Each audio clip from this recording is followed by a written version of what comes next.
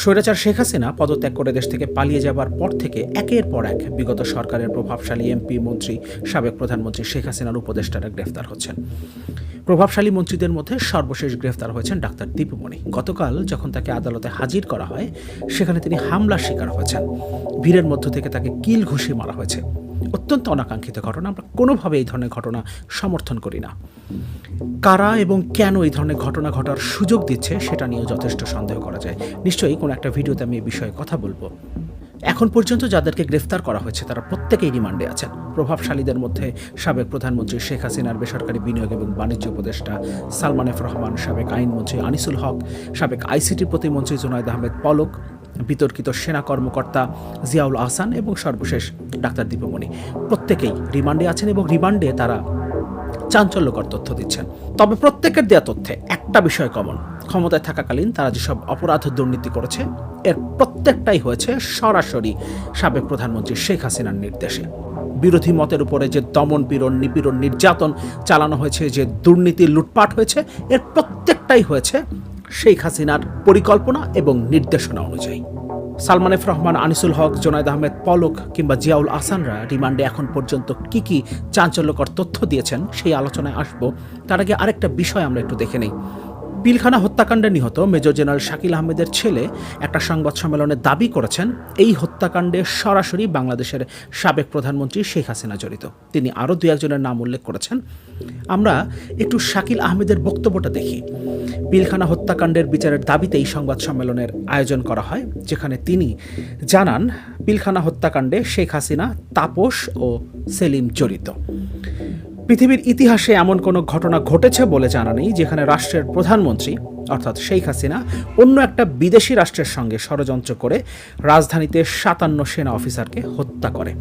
শাকিল আহমেদের ছেলে কথাগুলো বলছিলেন সংবাদ সম্মেলনে। পিলখানা হত্যাকাণ্ডের সঙ্গে সাবেক প্রধানমন্ত্রী শেখ হাসিনা, শেখ ফজলে নূর তাপস ও শেখ ফজলুল করিম সেলিম সরাসরি জড়িত বলে অভিযোগ করেছেন বিডিআর বিদ্রোহে নিহত মেজর জেনারেল শাকিল আহমেদের ছেলে রাকিন আহমেদ ভুইয়া।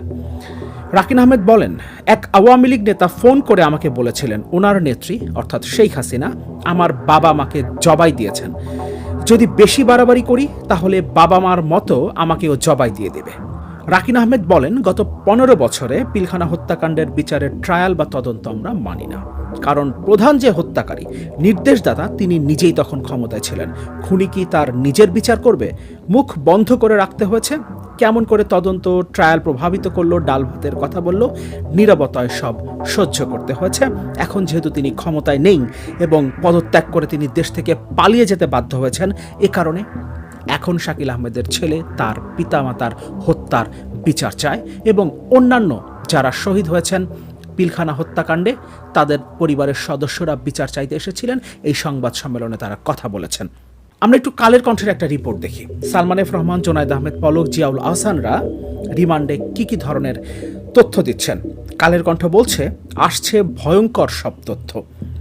রিপোর্টে বলছে, রিমান্ডে বেরিয়ে আসছে ভয়ঙ্কর সব তথ্য।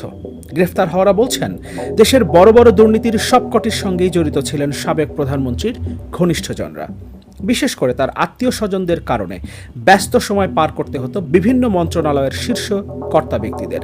তবে তাদের বেশিরভাগই কমিশনের বড় একটি অংশ নিজেদের পকেটে রেখে দিতেন। আবার অনেক কর্তা ব্যক্তি সাবেক প্রধানমন্ত্রী শেখ হাসিনার পরিবারের কথা বলে নিজেরাই বাগিয়ে নিতেন বড় বড় কাজ। রিমান্ডে জিজ্ঞাসাবাদে গ্রেফতারকৃতদের এমন তথ্যে রীতিমতো চোখ কপালে উঠেছে তদন্ত সংশ্লিষ্টদের। তদন্ত সংশ্লিষ্টরা বলছেন, নিউ মার্কেট থানার একটি হত্যা মামলায় গ্রেফতার করা হলেও তাদের বিভিন্ন বিষয়ে জিজ্ঞাসাবাদ করা হচ্ছে। তবে তাদের দেওয়া সব তথ্য এখনই আমলে নেওয়া হচ্ছে না, এগুলো যাচাই বাছাইয়ের কাজ চলছে। একই সঙ্গে গ্রেফতার ব্যক্তিদের সম্পর্কে আগে আসা অভিযোগগুলো খতিয়ে দেখা হচ্ছে। সূত্র বলছে, সাবেক প্রধানমন্ত্রীর বেসরকারি বিনিয়োগ বিষয়ক উপদেষ্টা সালমান এফ রহমান শেয়ারবাজার কেলেঙ্কারির বিষয়ে এখনো মুখ না খুললেও বেশিরভাগ সময় তিনি নীরব থাকছেন। সালমান এফ রহমানের ফোনালাপ সামাজিক যোগাযোগ মাধ্যমে ফাঁস হওয়ার বিষয়ে প্রশ্ন করলে তিনি দাবি করেছেন বিষয়টিতে সজীব ওয়াজেদ জয়ের নির্দেশনা ছিল, আমি কেবল মেসেঞ্জার ছিলাম মাত্র। সালমান দাবি করেছেন তথ্য প্রতিমন্ত্রী মোহাম্মদ আলী আরাফাত নির্বাচনের বিষয়ে যাবতীয় নীল নকশা করেছিলেন। কেবল নির্বাচনের জন্যই তারা কয়েকজন শত কোটি টাকা নিজেদের পকেটে ভরেছেন। জ্বালানি সেক্টরের সবকিছুই নিজে ডিজাইন করতেন নসরুল হামিদ বিপু। বাপেক্সকে দেশের কল্যাণের বাইরে নিজের কল্যাণে ব্যবহার করতেন বিপু। গ্রেফতার হওয়া সাবেক প্রতিমন্ত্রী জোনায়েদ আহমেদ পলকের দাবি, সরকারের নির্দেশেই তিনি অপরাধে জড়িয়েছেন। তিনি একজন ব্যবসায়ী ছিলেন, তার কাছ থেকে বড় অঙ্কের টাকা নিয়ে মনোনয়ন দিয়েছিল আওয়ামী লীগ। কাকে, কিভাবে এবং কত টাকা দিয়েছেন তা সবিস্তারে বর্ণনা করেছেন তিনি। একাধিক সূত্রে জানা গেছে, আওয়ামী সরকারের প্রতিমন্ত্রী হিসেবে দায়িত্ব পালনকালে পলক লোপাট করেছেন কয়েক হাজার কোটি টাকা। এর বড় একটি অংশ নানা কায়দায় পাচার করেছেন বিদেশে। সাবেক প্রধানমন্ত্রী শেখ হাসিনার ছেলে সজীব ওয়াজেদ জয়ের ঘনিষ্ঠ হওয়ায় তার নাম ভাঙিয়ে স্বেচ্ছাচারিতা করেছেন তথ্য প্রযুক্তি খাতে। শুধু পলক নন, হাজার কোটি টাকার মালিক হয়েছেন তার স্ত্রী আরিফা জেসমিন কণিকাও। সিঙ্গাপুর, মালয়েশিয়া, আমেরিকায় গড়েছেন সম্পদের পাহাড়। তথ্য প্রযুক্তির উন্নয়নের নামে একের পর এক প্রকল্প বানিয়ে বাজেট থেকে শত শত কোটি টাকা লোপাট করেন। সজীব ওয়াজেদ আইসিটির উপদেষ্টা হওয়ায় এ খাতে ছিল না কোনো জবাবদিহি। পলকের বিরুদ্ধে কেউ কোনো কথা বলার সাহস করেনি। সবশেষ জাতীয় সংসদ নির্বাচনের সময় হলফনামায় দেওয়া তথ্য মতে পলকের গত 5 বছরের সম্পদ ও আয় বাড়ে অস্বাভাবিক হারে। নিজের অবৈধ আয়ের অর্থ বৈধ করতে স্ত্রীকে বানিয়েছেন উদ্যোক্তা। তার স্ত্রীর নামে সিংড়ায় রয়েছে 300 থেকে 400 বিঘা জমি, ঢাকায় কমপক্ষে 15টি ফ্ল্যাট। পলক ও তার স্ত্রীর নামে সিঙ্গাপুর, মালয়েশিয়া ও আমেরিকায় ব্যবসা প্রতিষ্ঠান ও বাড়ি আছে। অভিযোগ রয়েছে নামে বেনামে প্রায় 30 থেকে 40 হাজার কোটি টাকার 30 থেকে 40 হাজার কোটি টাকার সম্পদ রয়েছে পলক ও তার স্ত্রী কণিকার। মাত্র 10 বছরে তিনি কয়েক হাজার কোটি টাকার মালিক বনে গেছেন। বৈষম্য বিরোধী ছাত্র আন্দোলনের সময় নিউ মার্কেট এলাকায় হকার শাহজাহান হত্যা মামলায় এনটিএমসির সাবেক ডিজি বরখাস্তকৃত মেজর জেনারেল জিয়াউল আহসানকে গোয়েন্দা দপ্তরে গত 3 দিন ধরে দফায় দফায় জিজ্ঞাসাবাদ করা হচ্ছে। তার বিরুদ্ধে রয়েছে খুন, গুম ও অসংখ্য ব্যক্তির ফোনে আড়ি পাতার অভিযোগ। তবে জিয়াউল আহসানের দাবি, তিনি সবকিছুই করেছেন সাবেক প্রধানমন্ত্রী শেখ হাসিনা এবং তার সামরিক উপদেষ্টা তারিক সিদ্দিকের নির্দেশে। এনটিএমসি স্বরাষ্ট্র মন্ত্রণালয়ের অধীন হলেও তা চলত তারিকের ইশারায়। এই জায়গাটা আমি আরেকবার পড়ি।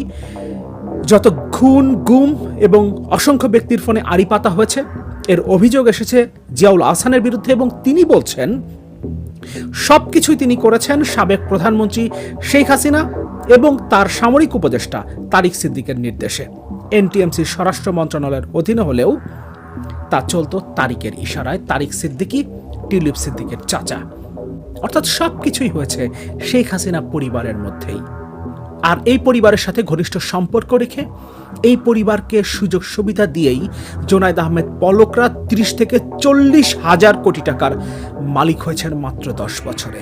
বুঝতেই পারছি কিভাবে দেশের টাকা লোপাট করা হয়েছে এবং এর পেছনে শেখ হাসিনা এবং তার পুত্র সজীব ওয়াজেদ জয়ের পাশাপাশি আছে শেখ হাসিনার বোন শেখ রেহানা, এমনকি তার কন্যা যিনি যুক্তরাজ্যের লেবার পার্টির এমপি সেই টিউলিপ সিদ্দিকীও। নিজেই নির্দেশ দিয়ে মানুষকে গুম করে বিচার বহির্ভূতভাবে হত্যা করে কাউকে কাউকে আয়না ঘরের মতো জায়গায় রেখে শেখ হাসিনা মায়া কান্না কেঁদেছেন। অনেক পরিবারকে তিনি গণভবনে ডেকে এনেছেন এবং তখন তিনি তাদেরকে সান্ত্বনা দিয়েছেন। আমরা সে সময় শেখ হাসিনার চোখে পানিও দেখেছি। অথচ সেই হত্যাকাণ্ডগুলোর, সেই গুম, আয়না ঘরে বন্দি করে রাখার নির্দেশগুলো শেখ হাসিনার কাছ থেকে এসেছে। জিয়াউল আহসান, যার মাধ্যমে শেখ হাসিনা এই কাজগুলো করেছেন, তিনি নিজেই সেটা স্বীকার করেছেন। কত বড় পাষণ্ড অমানুষ হলে এই কাজগুলো করা যায়। আর শেখ হাসিনার পুত্র সজীব ওয়াজেদ জয়, মোহাম্মদ আরাফাত, জোনায়েদ আহমেদ পলকদের মতো তার কিছু বন্ধুকে বসিয়েছিল মন্ত্রিসভায়, যারা 10 বছরে 30 থেকে 40 হাজার কোটি টাকার মালিক হয়েছে। শুধুমাত্র 2018-2024 সালের নির্বাচনকে কেন্দ্র করে কয়েক হাজার কোটি টাকা পকেটে ভরেছে মোহাম্মদ আরাফাতরা।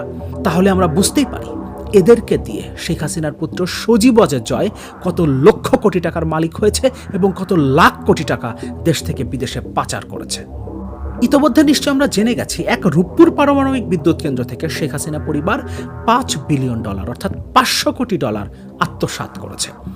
প্রত্যেকটা মেগা প্রকল্প থেকে 30 থেকে 40% কমিশন নিয়েছে শেখ হাসিনা পরিবার। আর এই টাকাগুলো অফশোর ব্যাংকিং এর মাধ্যমে মালয়েশিয়ার মতো দেশগুলোতে চলে গেছে শেখ হাসিনা পরিবারের সদস্যদের অ্যাকাউন্টে। দেশটাকে এবং দেশের অর্থনীতিকে পুরোপুরি ধ্বংস করে দিয়েছে এই শেখ পরিবার আর তার চেলাচামুন্ডারা। এদেরকে দেশে ফিরিয়ে আনতে হবে। বিদেশে তারা যে টাকা পাচার করেছে সেই টাকাগুলো ফেরত আনতে হবে এবং দেশে তারা যে অবৈধ সম্পদ করেছে এই সম্পদ বাজেয়াপ্ত করতে হবে। আর সবচেয়ে বড় বিষয় হলো তাদেরকে যে কোনোভাবে বিচারের মুখোমুখি করতে হবে।